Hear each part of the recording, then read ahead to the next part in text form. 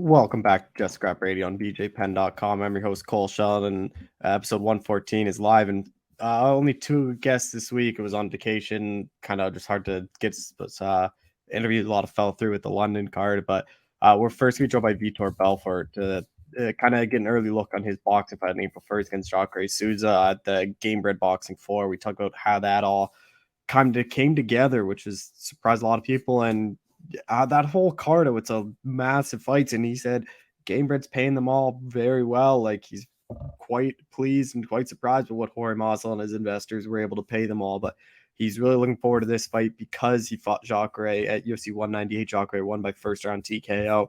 So he said this is a bit of a chance to right the wrong, and in boxing, he thinks he's going to have a lot more success. And then our other guest is Chris Duncan. To preview his fight against Omar Morales. This is a really intriguing one. Chris, making his UFC debut, obviously had that insane Contender Series fight against Charlie Campbell where he was going back and forth. He got rocked, and he ended up knocking out Charlie Campbell out of nowhere. He lost to Borshev on the Contender Series, which was kind of a weird one. He was supposed to fight about 2 weeks before, made the weight, fight fell off, and he cuts weight and fights 2 weeks later, which I think really impacted his chin. But he's really looking forward to this one. It's Omar Morales. He knows Omar is a very game opponent. He's lost 2 in a row, but he expects Omar to really come out banging and really look for a fun fight. He thinks this could be the fight of the night, but he is confident he'll be able to find the knockout. But be sure to share the show, subscribe, and tune in next week for another episode of Just Scrap Radio. All right, we're joined by Vitor Belfort, who's boxing and being a celebrity judge at PFL soon again. Vitor, how's it going, man? Great. I'm on my way. I'll be there soon, so it's going to be an amazing night. It's going to be very interesting. We have some veterans over there. We have 2 fellow Brazilians are fighting. So we have a good card today. What kind of drew you to be the celebrity judge at PFL? Because you've done it before as well. You know, the beauty of it, it's a very... what PFL did, it's just very solid. It brings credibility a lot because most of the people that judge our fights in the beginning, they seem like they never knew what they never did the sport. It's hard. Some guys, they come from boxing background. And it's funny because you see these guys in a suit and they understand what's going on. They understand the mechanic, sometimes you're on the bottom, but you are putting the attack, but they think just because the guy's on the top, he's winning the fight. So I think nobody has more credibility than me and the fellow fighters that there, and we understand the aspect of okay, what is an MMA? It's a combination of tons of arts, and it's all martial arts. Is something that is an art as well. And are you there? Yeah, I got you. Yeah. So that's the beauty of it. So I think we bring a lot of that kind of excitement, and it's funny because we have the fan vote as well, and usually the fans look like they're always similar to what we think. So the fans, they're very educating as well. And so it's pretty fun. Would you ever want to actually become a real judge and score like real fights rather than just the celebrity stuff PFL's doing? I can see me doing this. Mm-hmm. I can see me doing this. Like, I think I bring a lot of vision for the sport. I bring the future. I have a very much a business mindset. It's what is the future for the sport? What are the most attractive things that people are looking to buy today? Instead of how can we make MMA more fun? What the rules you can add or you can take off that you can help the growth of the sport. So if you're thinking about MMA, it's a very brand new. It's not even considered a sport yet. It's becoming a sport now, but it's not a sport yet. It's not an Olympics. I can see MMA being an Olympic one day, especially the format what PFL has. So it is the no elbows. So that makes more fun for the engagement of the wrestling, the jiu-jitsu on the bottom. So And I think if we, in my mind, if we can add some stuff and we can take some stuff out, we can kind of revolutionary the rules. You revolutionary, just like you see NFL Mhm. every year. They're changing the rules. Why? Because the game is so it's always changing, and that's what I love football, American football, because they're changing rules after rules. When they see something, they go and change, they fix, because what can become better. So that being said, I think I can bring a lot of things that can revolutionary. And one of the business, this is another service that people have to hire me to come and bring things. But I mean, we have to change a lot of things, and one of the things is the gloves. Mhm. Be able to keep the finger, because when you have a finger extend, it's a weapon, and we see the fight is never the same. It's being broken eye, you can't go back, but his vision is blurry. It's hard to go back again. So a lot of things, technology going to change, and I think that's what PFL is bringing. They bring in with the smart cage, it's a lot of things evolved, and a lot of things got to be changed. But you have to hire my service. You have to come and sign a contract, and then I can bring my contribution. Yeah, Sorry, you were sorry. just saying, like, how did this kind of come together? Your boxing match with Jacare? I supposed to fight Rice Jones Jr., but he said he didn't want to fight me. I think he picked whoever he wants to fight, and the organization gave him Anthony Pettis, and they become the main event. It didn't make too much sense for me, but I think he's a businessman and he made a good business. It's gonna be a very much easy fight for him, and I have so much respect for Roy Jones Jr. I think it would be great, me and him fighting each other. Two legends of kind of the same time when we are competing. But the promoters making the decision. They're paying. They do whatever they want. And I mean, they think that was the main event. It's going to carry it. And I mean, they propose all the guys, but like I'm in a season of my life that I want to do things that make sense for what I want to, what I'm aiming to. My goal is to merge these two sports together, boxing and MMA, in one rule, unified rule that would be able to be big fights that be interest.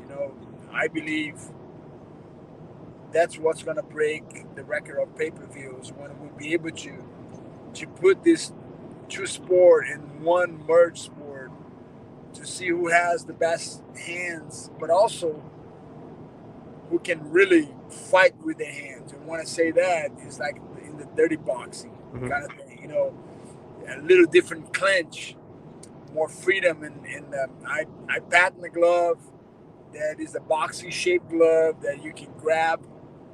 That you, I believe this glove, this new sport will be able to bring fights that will make sense. Even for example, you can see BJ Penn come and fighting with another boxer Mhm. from his, you know, like Oscar De La Hoya didn't want to fight me. Maybe he would fight BJ Penn on that kind of glove. So things like that will be able to generate big fights. But also, I want to see Francis fighting Tyson on these gloves. I want to see who's the best striker, because I had to learn. I could not box. I was Muhammad Ali with his lawyer. They approached me in 1999 when I beat Tank Abbott for me to transition for boxing. They offered me a big contract, but I mean, I had in my mind, I had MMA is going to be as big as boxing. It wasn't, unfortunately, it wasn't on my time in the beginning, but I mean, I always knew it, follow my purpose. My passion was MMA, help the sport, and I did. The sport becomes just as big as boxing, if not bigger. We see it. Dana White is the best promoter of of combat sport ever lived. It's crazy what promoters used to be. Duncan used to be this, and now we have PFL. With with great team of bringing this new shape of vision of format with technology. I'm excited, man, because I can see that everything that I did for the sport, inside and outside. Remember, I literally opened up a country. I opened up a country, Brazil, Mhm. and in Brazil became, I opened up in the mainstreams, and I always look things in a business perspective. If you don't have the TV, if you don't have the sponsors, if you don't have the the viewership, you cannot make money. You gotta have subscribers. You gotta have. So that's what it is. And now we have the platform. So many things now. Like example, UFC today, it doesn't matter if they sell pay-per-view or not. They don't live out of pay-per-view anymore like they used to be. So Mhm. the format changed, and that's the thing. Fighters need to understand, and that's something that I would like to help fighters, promoters, and organizations. And I think I'm the type of guy with the business mentality that I have, with the people that I met through my career. We're in a time that you can do things now, and that's what I love. NFL, they change a rule next year, a rule change. We're going to change the rule in college. So why? Because they have great teams. They have great players. They play the sport. They have the Hall of Famers. They have the whole thing. So great executives. And like I said, and I think MMA is just starting. And I think that's what PFL is doing. They want to bring me on board. They want to they want to know my opinion. But like I said, all these things cost. It's a business. You hire me for a business, and I'm here giving a lot of tips, a lot of things. But I think it comes in a time that you got to have that person constantly with you. It's a constant change. Mhm. Just like technology. If the best thing of technology is the engineering that we never met. That's why we're talking, because these guys are there all the time. So sports is the same things. You see volleyball, they change the rules. In tennis, they're changing rules. The sponsorships in tennis are different. How you sponsor athletes in tennis, and in UFC you cannot sponsor athletes. You only have to go through the organization. So it's a lot of things. It's a lot of little things together. I call doing little a lot, not a lot little. So I always go back to what is the main thing we want to do it. We want to sell. We want to make money. We want to have evaluation. Great. Okay, let's go back. Let's rewind that. For that, we need the talent. We need the fighters. We need the asset. We need to take care of the fighters. And that's where it comes down to it. I can see UFC now doing the UFC PI. It's everyone is trying to figure it out. But and I think everybody's doing it. But not the speed that I think should be supposed to be doing. And I think at the end of the day, how can I tell, let's say, an actor who did a movie, hey, you can only work with this producer. Mhm. You can only work with this director. So it's a whole different format. So Conor McGregor could go and become famous for boxing Floyd Mayweather, but not nobody else can go. So it's Mhm. it's a lot of exceptions being open, and now they struggle because people want to box, and now they live in UFC, they want to go box, so they can make more money. So it's a lot of things are changing. You even see kind of new formats are slap boxing, for example. Things like make no sense is bringing to life. So why not bring BMA? Why not bring the boxing martial arts? If you can bring slap boxing, why you don't bring unify these two sports? And I think that's the future. That's my dream. That's what I wanted to. That's what I really my goal is to And that's what I think. When I was with you and I didn't want to go box, that's what I call right now. When we do the BMA, you know, the future. Just a couple more things. Like, are you surprised Jacare signed on to box you just because he is more of a jiu-jitsu guy? No, Jacare is a fighter, man. You know, he wants to make money. He wants to live. You know, the guy he's not scared. You know, and that's what I admire about Jacare, because you know, we have these guys. You know, Roy Jones Jr. You have Roy Jones Jr. picking his opponents. You know, Oscar De La Hoya didn't want to fight. So everybody's just like, they have different agenda. You know, and I know Jacare, it's a fighter. You know, he wants to box, and he's been boxing. So it's fun. You know, I love to see the migration, and people, I think they are looking for something. So I can see the future where we'll be able to bring MMA versus boxing. You know, until then, boxers don't want to fight me. You know, MMA fighters don't want to fight me. We can see the heart of the MMA fighter. They're not scared.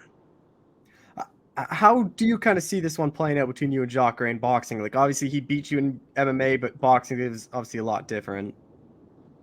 You know, every time I fight, I see myself winning. So I don't see all the way around. So I'm preparing my best. I'm doing my best, and I'm you know, when I come down to the ring, I come to knock people out, and I come to win. If it's gonna be by decision, you know, that's not my thing. Is to take care of every single second on the rounds, but putting up a fight, not going there to hug nobody, and to put like a fake boxing show. Like a lot of times you will see that happen. You step in the ring with Vitor Belfort, you know you're coming to fight. Or just two more things. Are you surprised Masvidal was able to get you guys all? Because everything I've heard, you guys are getting paid pretty well. Like, are you surprised he was able to pull this off and get all these big names on this card? When you have money behind, you know, it's not surprise, you know. And Masvidal has his connection. You know, I don't believe, you know, if he's putting his own money, I think he's not doing a good deal. You know, nobody work with your own money. All the billionaires in the country, they work with them with bank money. So Yeah. so Masvidal is literally using his resource, and all I said is that's his own money, because that's his relationships. And I think I'm happy to see that, you know, he's doing something. But I mean, I just wanted them to be able to not do it one time, or spending the money, or whoever's putting the money. I think, you know, the way it was supposed to be me and Roy. So you always, I think in business, you know, I'm getting paid. That's nice, but I'm thinking, oh, who is putting the money? Who is the main event? You know, and they want to. That's the key, is to sell pay-per-view. So, you know, they have two great fighters. You know, Anthony Pettis is a great MMA fighter. Roy Jones is a great boxer, but two guys coming out of losses. You know, so it's like I was thinking in business. You know, Anthony Pettis is like never boxed his life. He's well known for the kicks. So I was looking for, if I'm a promoter, Roy Jones Jr. doesn't want to fight Vitor. Okay, Vitor, you're the main event. Let's find you another guy. You know, wherever, Jacare or. So I don't see that main event, you know, carrying the sellout. But I mean, but they have Vitor Belfort, Jacare, they have Jose Aldo, and they have, you know, other. That's cool. I understand that's cool, but I mean, my thing is, I just want them to last. I want them to have success. You know, I want them. You know, we're gonna bring. I have networks in Brazil. Maybe we bring this fight to the open networks in Brazil. So we always want to make it. We don't make money on the first one. We don't make money on the second one, but we have to have a plan. And that's what's happened with a lot of other organizations. They fade out, you know, they run out of business. You know, I don't need to name the organizations that struggle with money right now. And the reason why they struggle with money, because you got to make some decisions, and that's when it comes to my brain. You got to make decisions where people are going to drive viewerships higher, you know, and to drive the viewerships, to bring the people. It's like going to fishing. You want to go to a pond, they have a lot of fish, and they throw in the wrong bait sometimes, and you got to throw the right baits to what you want to fish. So I'm very happy. It's Masvidal is one of the best fighter that step in the octagon, knows how to marketing, how to brand himself, you know, and I'm very happy to see him doing that, and hopefully I can help them and the organization, the fighters, whatever I'm doing. My goal has to have a meaning. If it does have a meaning, you know, like I'm going to fight Jacare because it's my rematch. You know, of course, it's in a different sports, but it's a rematch. Makes sense to fight Jacare. You know what I'm saying? So I'm in a phase of my life that I got to pick what I want, but I wanted to leave a legacy. So everything that I do has to have effect. If it doesn't have an effect in the next generation, I'd rather not do. Final question, like, you returning April 1st, like, what is kind of the ideal year look like for you fighting wise? Like, you hoping to at least get one more in? I hope I get 3 more. Yeah. You know, I hope I can make that happen. I hope that people can get the vision. What's the future? You know, it's matchups, you know, putting fights. You know, maybe I fight, me and Roy Jones, we can fight in the next card or whatever. We can do big fights. Jake Paul is a fight that I want to fight. So it's a lot of options out there. You just got to make sense, and we want to see what people want to see it, you know. I think today is the problem with, like, people that have a lot of money, they're putting cards, you know, like we see the Saudis, they putting cards, you know, they have a lot of money to spend, but I mean, can we sustain that? Can we do this constantly? You know, how can we generating this instead of just signing big checks? You know, how can we?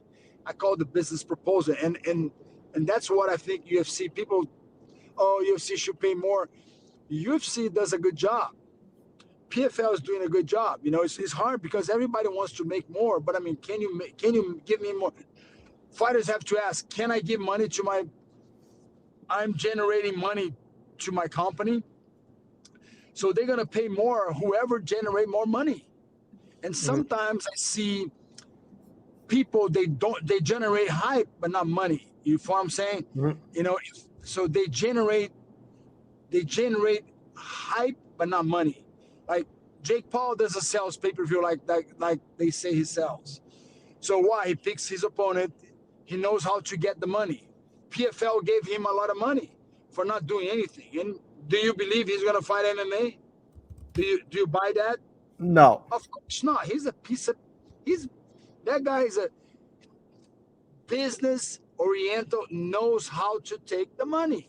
He brand himself pretty good. He's not a bad fighter, but I mean, he's not a boxer and he's not an MMA fighter. But you know, today he's one of the most paid fighters and the most recognition fighters. So here it is. I'm working for PFL in a way. Let's sign this fight and let's box. Me and Jake Paul in BMA gloves. You know, it's a little bit of both. If you know, I know he can wrestle, so there is no way to say no. He has to fight me. If he doesn't fight me, that means he's just taking the money and leaving. And who you wanted to see him fight besides Vitor Belfort? Because he knows his head's gonna be in danger when he fight me. I'm not gonna be playing around like Anderson Silva, you know. I'm not gonna be fooling around. I'm gonna go there to take his head off. I'm not gonna go get paid behind the table to take a little dive here or a little dive there just to kind of make you look good. So I think it's time for us to reveal, you know, it's called the reveal, to pull the veil and to make what people want to see. They want to sell pay-per-view. Let's make that fight happen in PFL. Well, Vitor, I appreciate the time. Thank you so much for doing this. It's a blessing, my man. Take care. Bye-bye. All right, we're joined by UFC lightweight Chris Duncan, who's making that debut at UFC 286. Chris, how's it going, man? Yeah, brilliant, man. Training's going well, weight's good, so looking forward to stepping in that octagon. Obviously you're supposed to fight Figlak, and then he obviously gets out. Was there any ever time where you thought you might not be on the card, or did they always tell you they'd be able to find you a replacement? Yeah, it was quite far out. He gave him us 8 weeks. He was I think he blew his knee out. I'm not too sure. So at one point there was like 3 weeks I didn't have an opponent, but once I got my opponent, like Sean did say that, obviously he'll get me a fight. So they were just trying to play it smart. I think trying to get somebody um, that's like from the UK, but they couldn't do that. So then they brought somebody over from America. Uh, During that time where you didn't have an opponent, like, is that difficult to train because you don't know what style you're training for? Or is it just like always kind of worrying about yourself? Absolutely not. No. When it comes to coming over to American Top Team and training myself, I'm always trying to get better as an individual. So coming over here, I'm working on the skill set to become and to get into that top 15, top 10, because that's my next goal. My next goal is to get into that top 15. So um, like it's not just about this journey for this camp. It's about the journey throughout, and a long is a long good career, and making sure that I hone my skills, whether it be grappling, wrestling, striking. So every day I'm like a new student, like a white belt. Uh, After your contender series win, did you think like your debut would be on this London card, which is obviously rumored after Edwards beat Usman? Um, to be honest, I was hoping it was, but I thought because I had such a quick turnover, Mhm. I was going to get like a good knockout. I thought I was going to get a fight earlier. And it's like it's nearly been 5 months, nearly 6 months, which is too long to be honest. But I'm glad that it's going to be great for my profile. It's going to be great for my career, and it makes sense being back home. And I'm looking forward to having my family there to support me. After that contender series fight, which is obviously a crazy one, you getting that comeback, the knockout, like, did you notice a lot more following and a lot more people kind of paying attention to you? Bro, my Instagram went crazy, and then obviously my Twitter was going crazy too. And obviously, that I did my kind of first proper camp here at American Top Team.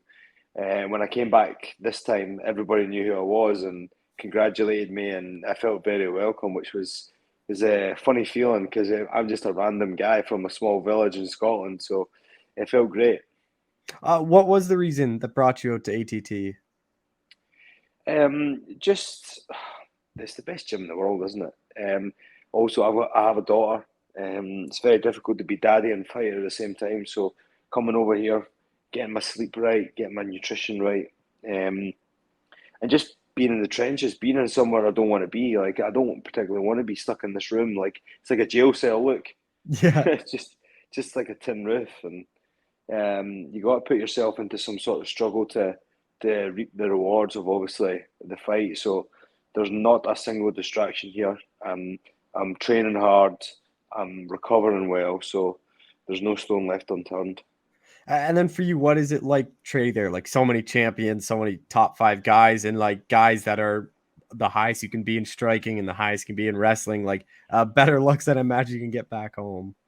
Oh, totally. Yeah, we've got some good guys from Scotland, but it's not like we're so far behind the Scotland. It's unbelievable. So like I'm in the room with the best in the world, training with Jorge Masvidal, Dustin Poirier, Grant Dawson, Haneto Moicano. Like all these guys are like light years above me, and it's I say light years above me. Like I'm not far off. Like Mhm. everybody's got their own niche, and it makes you understand that like I'm supposed to be in this room, and you feel like you're doing the right thing. Because sometimes when you're away, you feel like you're missing out, and then when you come here, you're like, I'm supposed to be here. With Omar Morales, like, were you familiar with him when you gave him the name? Like, he obviously has a couple UFC fights under his belt. No, I'd seen him previously. I seen he fought a couple of strikers, and he fought is it John Pierce as well. I seen that fight. I remember watching that fight because I've always liked how John Pierce fights. So I kind of known him like just kind of by looking at him, but I never really heard of him at this point, so I looked at his record and had a look. Doesn't seem to he seems to be pretty average and good everywhere. So I'm looking forward to going in there and throwing down with him. This is just his second fight at lightweight. Do you think your size is going to play a role in this one? Yeah, I'm not too sure. He seems to be quite a big guy. Seems strong. If size mattered, the elephant would be the king of the jungle. So, I'm just doing everything possible to get down to 155 or 156. And we step on the scales. I don't think it's going to be much of a difference in weight, to be honest. He seems to be pretty big, but the thing that's going to scare him the most is my power. Like everybody knows, and a lot of the coaches know here that I've got power in every limb. And once he feels that power, he's not going to be wanting a part of it.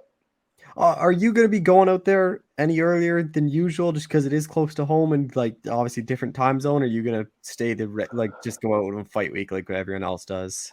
So 10 days before Yep. the fight, I'm going to go home. So I'll be home on the 9th. So that'll give me some time to relax, recover, and get used to the cold weather again, and then get to my bed and make sure that I've got a good sleeping pattern.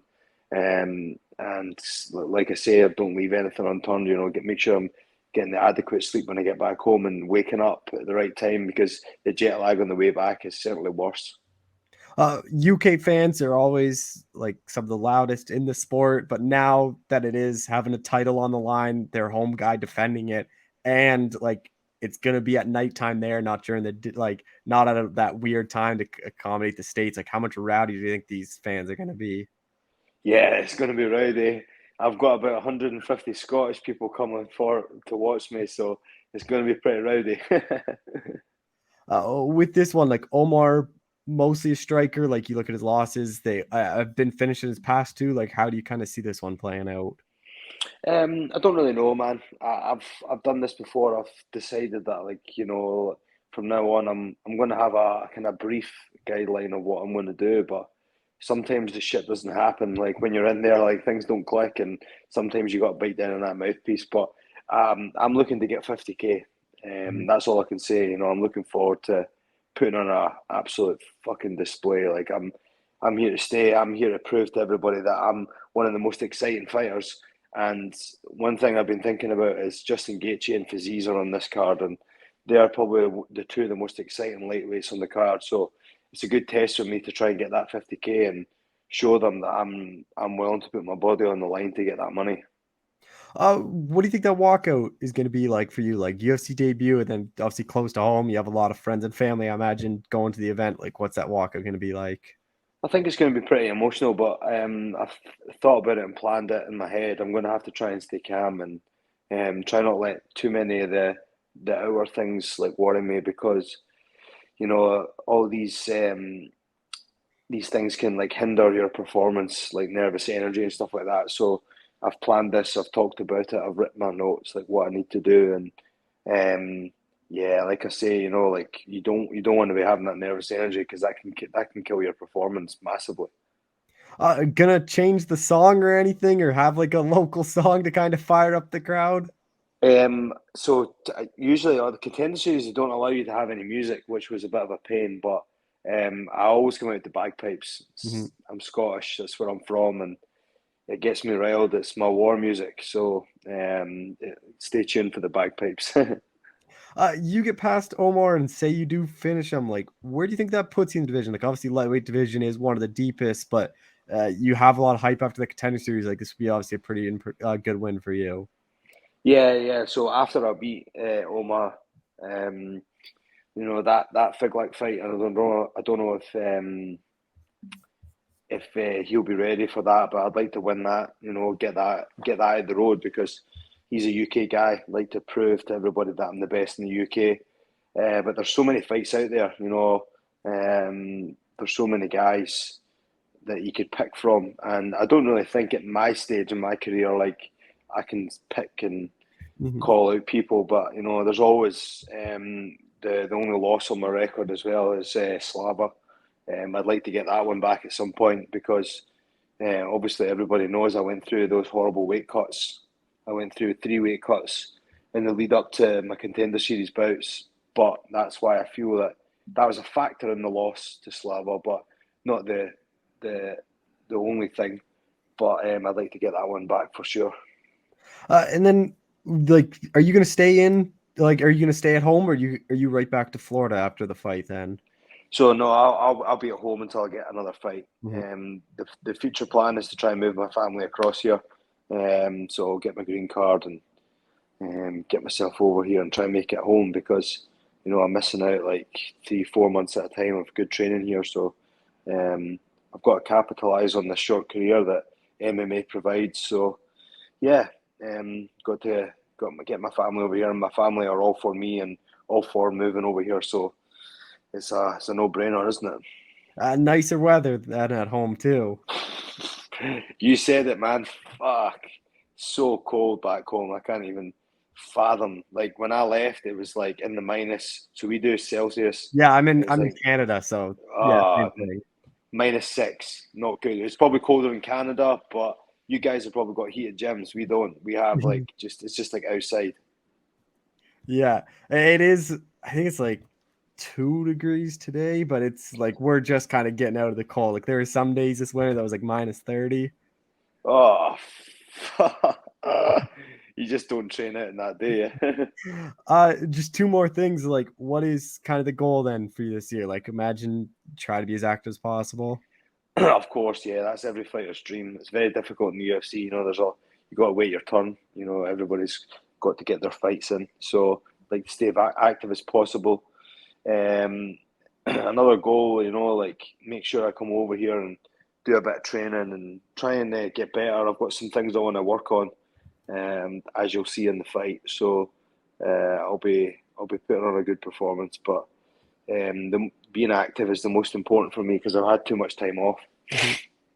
Just final thing is more so I was curious. Like you obviously had 3 really good performances in Bellator. Like, were there ever talks of you like getting a long-term deal there, or was it always your plan to get on the Contender Series and go to the UFC? My dream is always to come to the UFC. It just so happened what I was going to try and do. So my business plan was stay in Bellator, get another contract. They did offer me another contract, but then COVID hit, so I didn't accept the offer, and they couldn't get me fights anyway. So they were only doing fights in the Mohegan Sun, so I couldn't get a visa, especially in that COVID period. That was so difficult. So I managed to get out my contract through my current manager, which was a dream come true, and there was no bad blood between us, obviously. It was just business moves on sometimes, and I had to provide for my family. And I think the UFC just have a little bit more pulling power in regards to getting a visa. So I managed to get my visa for the Contender Series and get myself back out here and train. So I'm glad the way it's like I've fulfilled a long time dream. I've had in my notes on my phone since 2018 that I've said I'll be in the UFC. So a lifelong dream has been completed. Now I'm on to the next one. Oh, well, Chris, I appreciate the time. Thank you so much for doing this. Not a problem anytime, brother. Yeah.